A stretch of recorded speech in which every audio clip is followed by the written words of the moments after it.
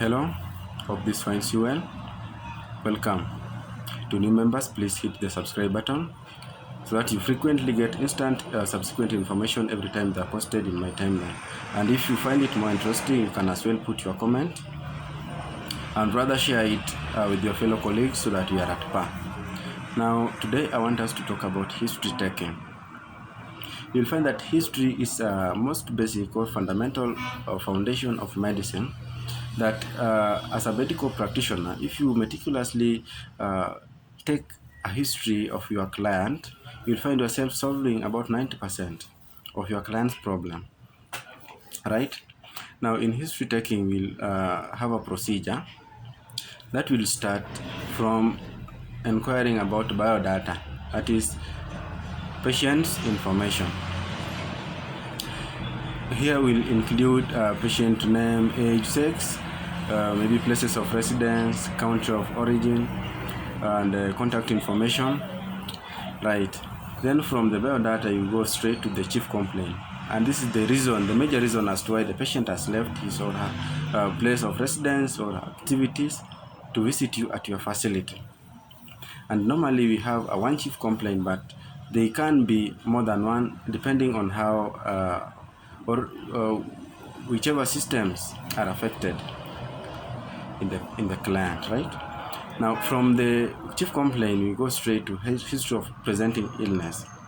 And in history of presenting illness, this is an inquiry from head to toe that will have a comprehensive story from the client on how the symptoms or the chief complaints began, which one began earlier in a chronological way until you reach the one that is affecting him or her at the moment.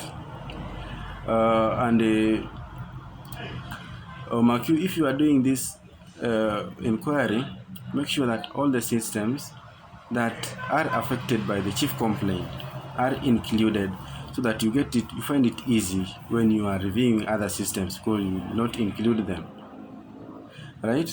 Now, let's say that the chief complaint was chest pain. You know very well that chest pain can originate from major two different systems, and as well as it can include some others, but you need to exhaust much on these two basic systems, that is cardiovascular and respiratory system, right? Now, after you doing the history of presenting illness, we will go straight to the past medical history and surgical history, and this one will include the history of previous admissions, maybe if the patient was admitted initially or previously, and maybe had received blood transfusion or some other medications, you will include them in your register. Then, as well as history of drug allergies or food allergies, you include in the past medical or surgical history, and any relevant condition or chronic illness that the patient is having at the moment, right? Now, from the past medical and surgical history, you go straight to the family and socioeconomic history, where you will jot down the marital status of the client, family members, or any other family that has an illness similar to the one that your client is presenting with, right?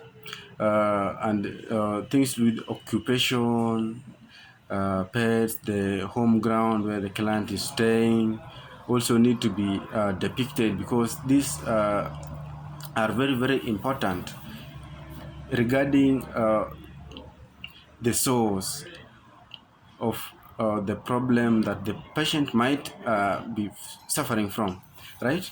Now, if you, after you noting down all the important details in the past family and socioeconomic history, you go straight to the review of systems. And here you are going to inquire much about some other systems that were not included in the history of presenting illness, that will include maybe gastroenterology, nervous system, genitourinary system, and some other very, very important systems, right? Musculoskeletal systems. Yeah. Now, after you reviewing the systems, you are going to jot down or write down a summary, the first summary, right? And the first summary will include the patient's particulars plus the chief complaint and the most important information that you've received from the history of presenting illness, and any other vital information from the past medical, surgical, or family and socioeconomic history, right? Yeah. Now, from that summary one, we will go straight to the physical examination. And in physical examination, will involve general examination, will include head-to-toe exam, whatever you see. Remember, when doing general examination, you are just allowed to inspect whatever you can see in the client, the status of nutrition.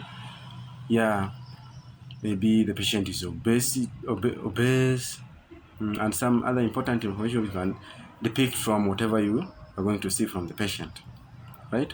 Now, from the general exam, you go straight to systemic exam, and here you will evaluate and exhaust every system. So you will start with the most affected system. You do thorough examination, and for the learners or medical students, we normally have a formula that it will really guide you if you follow it in doing this systemic exam.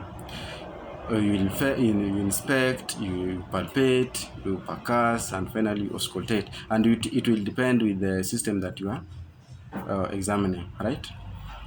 Okay, now after you doing the systemic or physical exam, you are going to write your summary 2. And summary 2 will just repeat whatever you mentioned in summary 1 plus other important finding in your systemic exam, right?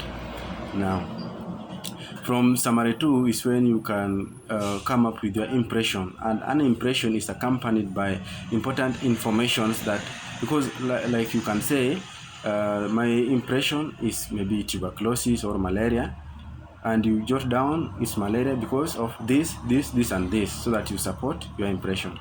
Then you write a list of your differentials before you go to plan, and in plan, you write important investigations, whatever needs to be done to the patient, until the management is arrived at.